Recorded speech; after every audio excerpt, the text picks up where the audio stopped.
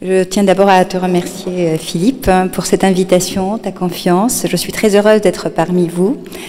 J'ai eu l'occasion de participer à plusieurs rencontres interreligieuses qui m'ont marquée. Je suis vraiment heureuse de pouvoir continuer sur cette voie.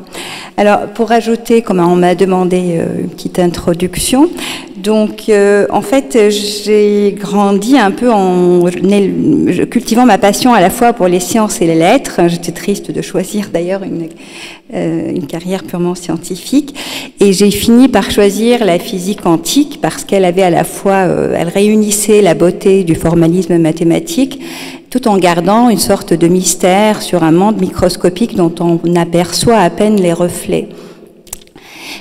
Cependant, c'est vraiment grâce, quand j'ai rejoint ce groupe de recherche, donc qui a donné lieu à ces deux livres mentionnés par Philippe, que j'ai réalisé, parce que à ce moment-là, je me suis vraiment impliquée, j'ai pris du recul par rapport à ma recherche, et j'ai réalisé à quel point la physique quantique déconstruisait complètement notre perception matérialiste du monde, qui reste quand même dominante dans nos laboratoires.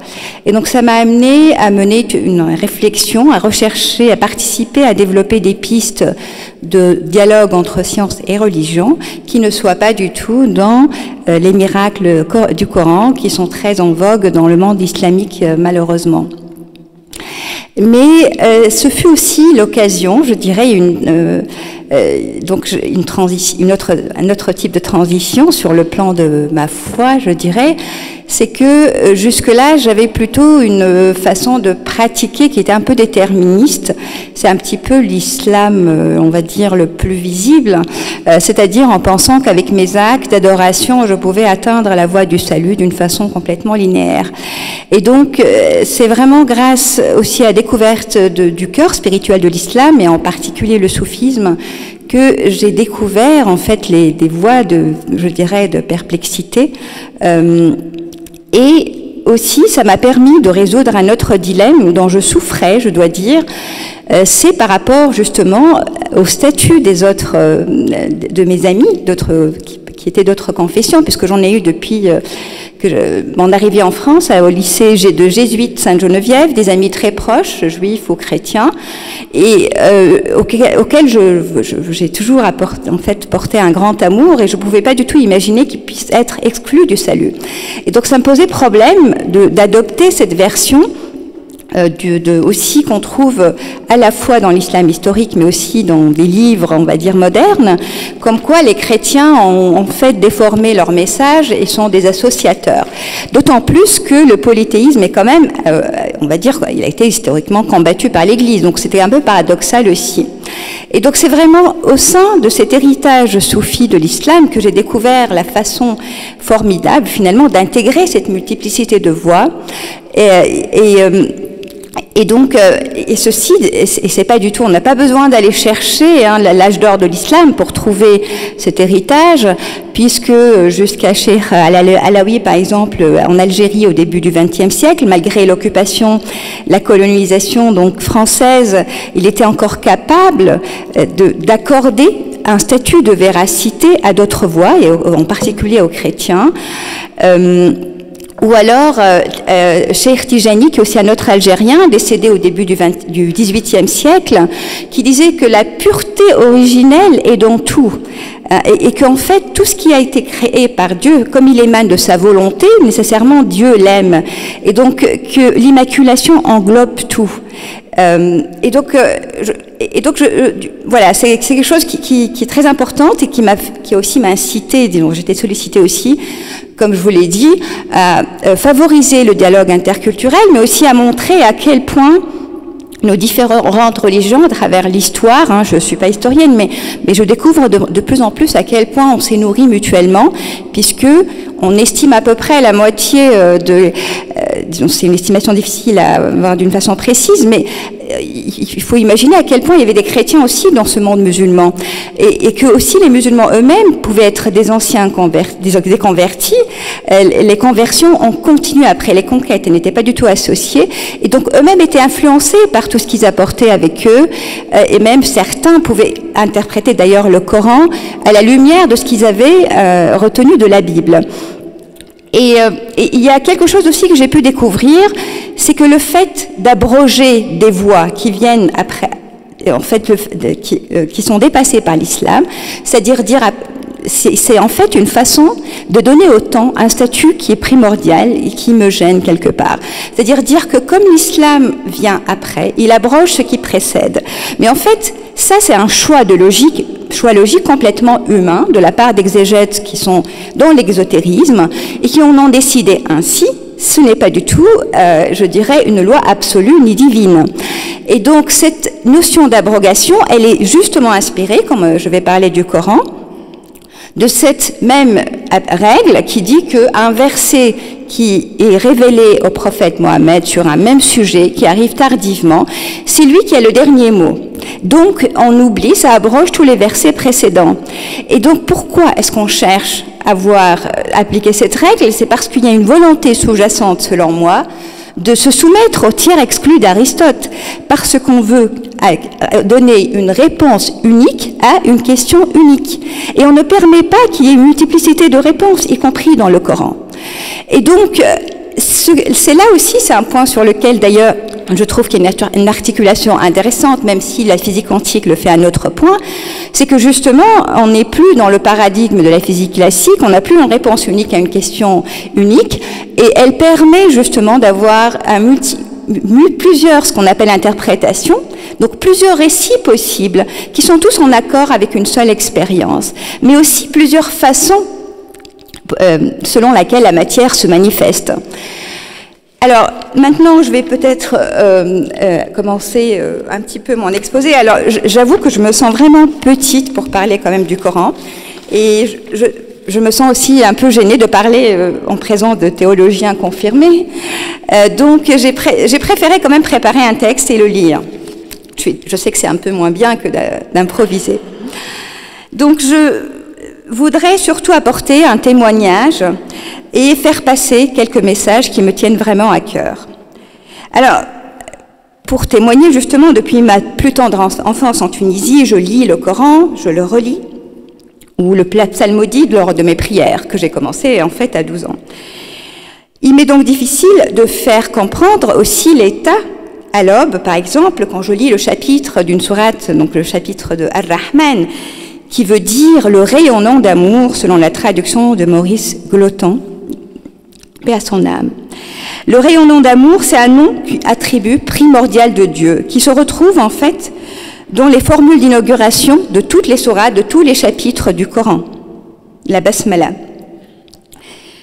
Je ne peux pas non plus décrire l'état que suscite le chapitre de ma bien-aimée Mariam, Marie, qui est citée par ailleurs bien plus souvent dans le Coran que Mohammed, mon bien-aimé.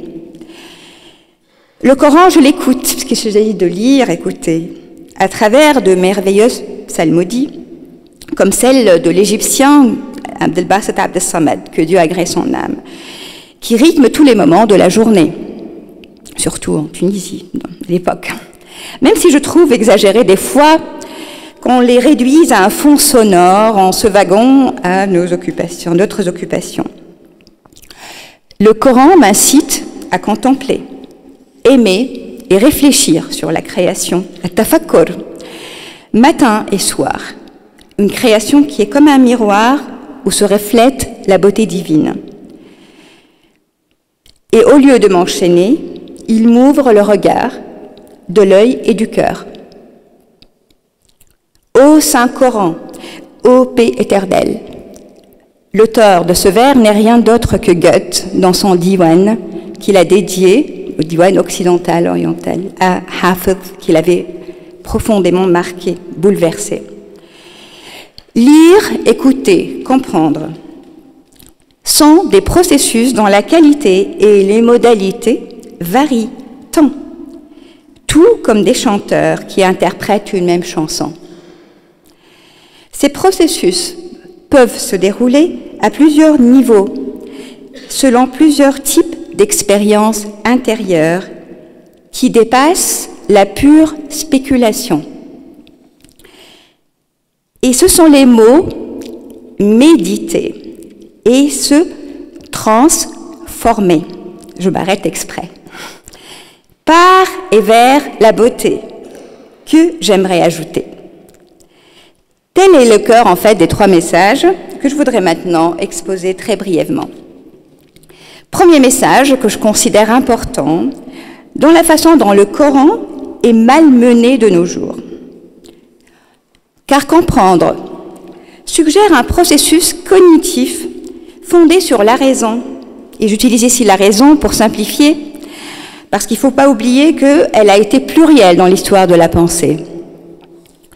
Or, le processus de la compréhension suscite nécessairement une problématique cruciale, l'articulation entre la raison et la révélation.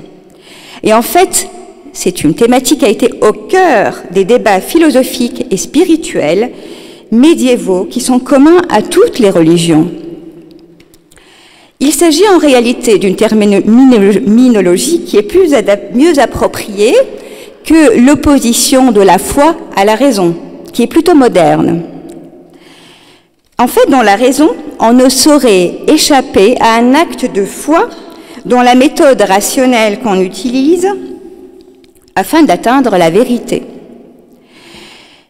Et aussi dans la véracité de cette vérité à laquelle elle aboutit.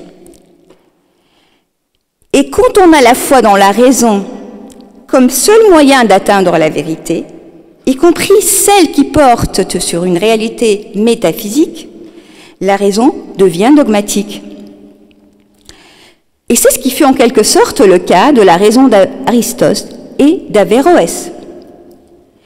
Et c'est précisément leur prétention, cette prétention que a critiqué Al-Razali, qui est une grande figure de la pensée, je ne dis pas seulement islamique, mais humaine, qui est mort en 1111, pour ceux qui ne le connaissent pas. Par exemple, dans son œuvre Tahafut al-Falasifa, qui est une œuvre philosophique. Et Al-Razali ne s'attaque ni à la raison, ni aux sciences de la nature, contrairement aux accusations qu'on peut entendre par-ci, par-là. Il va même loin en considérant que la raison, en fait, des Grecs, s'est inspirée des révélations antérieures, comme le judaïsme. Pourquoi ? Parce qu'en fait, il considère que les révélations s'adressent justement à la capacité rationnelle, elles suscitent la rationalité, elles donnent des arguments, en fait, à ceux, elles les incitent à argumenter. C'est une argumentation en soi. Et en fait, l'autre chose aussi, la critique d'Al-Razali souligne, est que certains énoncés d'Avicenne, par exemple, ne sont pas fondés sur la démonstration, contrairement à ce que prétend Avicenne, mais sur ce qu'on appelle en arabe « at-taqlid », ça veut dire la reproduction aveugle du grec, des a priori. Donc, Al-Razali a plutôt élaboré une doctrine sophistiquée pour l'interprétation du Coran, usant simultanément de la raison, du symbolisme et de l'inspiration. Très important. Et comment alors prétendre, comme certains l'ont fait, qu'il a fermé la porte de l'ijtihad ou de l'exégèse? Une accusation qui ne tient pas non plus. Un autre élément important dans la critique d'Al-Razali porte sur le réalisme d'Avicenne, qui considère comme nécessaire la connexion ontologique entre la structure formelle du monde et la structure formelle de notre connaissance. Ce réalisme est lui-même mis à mal par les nouveaux paradigmes scientifiques. C'est une parenthèse que j'ouvre, que je ne peux pas m'empêcher d'ouvrir, qui ne nous permettent plus de prétendre à une image fidèle de la matière telle qu'elle est en soi.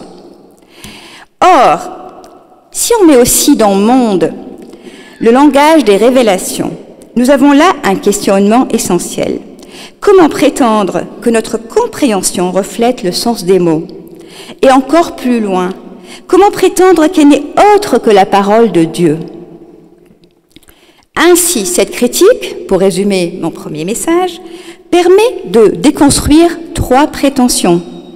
Celle de la raison à fournir seule l'interprétation du Coran, celle de l'autorité des anciens que l'on suit aveuglément, donc le taqlid, et celle d'une correspondance univoque entre notre compréhension du texte et le texte de la révélation lui-même, voire même avec l'intention première de Dieu.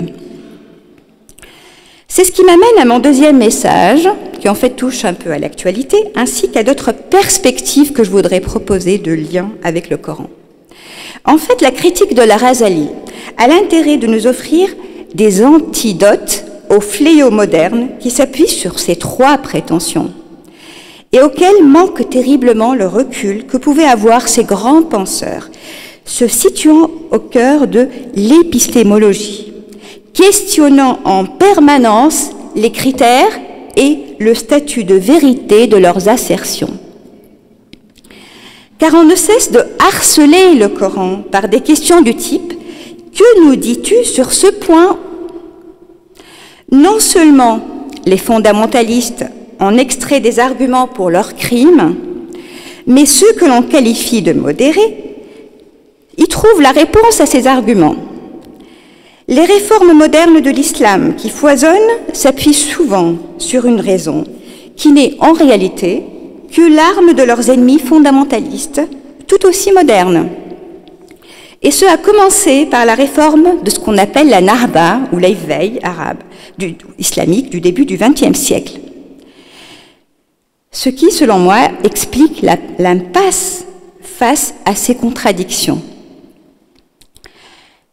Et au-delà de ces confrontations internes, on va dire, aux musulmans, d'autres penseurs usent de la même raison, réductionnistes et littéralistes, des fondamentalistes, pour dessiner un islam ténébreux, formant ainsi deux miroirs en abîme.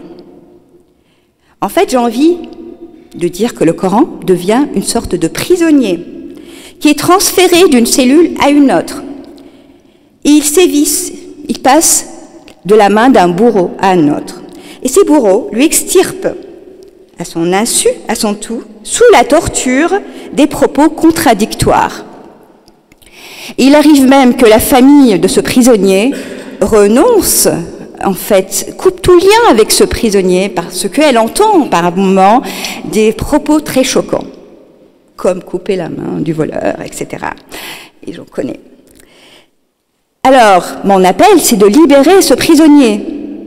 En fait, je devrais dire, nous libérer nous-mêmes de ces rôles de bourreaux. Nous sommes les véritables prisonniers des trois prétentions que j'ai déjà évoquées. Or, nos capacités à dépasser les outils rationnels sont limitées. Et je pense que nous serions démunis seuls face à la révélation. Car celle-ci sollicite, je pense, bien d'autres facultés qui relèvent de l'expérience intime et de l'intuition que nos modes de vie modernes ont atrophiés. Rabia al-Adawiya, la grande sainte soufie du XVIIIe siècle, nous disait « Il n'est pas possible avec le seul regard de distinguer les différentes stations sur le chemin qui conduit à Dieu, ni avec le seul discours d'arriver jusqu'à lui, mais stimule ton cœur. S'il s'éveille, alors tu verras de tes yeux le chemin, il te sera aisé de rejoindre la station. » D'où l'intérêt, ce que je propose, de nous inspirer des anciens, non seulement ceux de l'instant initial de la révélation, comme le cherchent certains salafistes. Les salafs, pour moi, les anciens, ce sont aussi les grands érudits dont l'exemple et l'œuvre sont des interprétations vivantes du Coran. Et Dieu ne nous aurait pas accordé une parole figée pour toujours, pour établir des lois immuables et se retirer par la suite.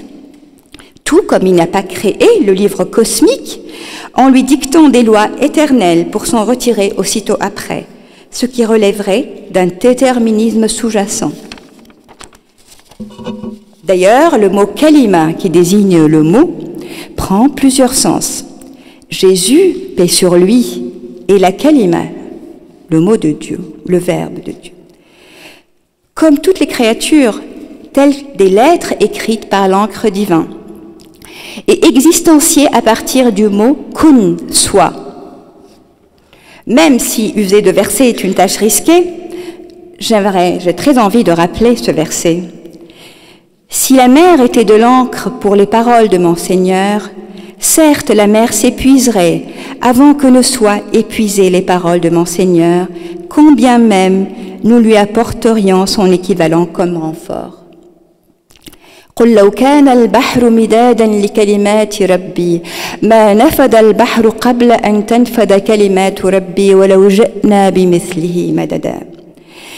Dieu se manifeste plutôt à chaque instant dans ces deux livres, à travers les ayats, qui est un mot qui désigne à la fois les versets et les signes de la création.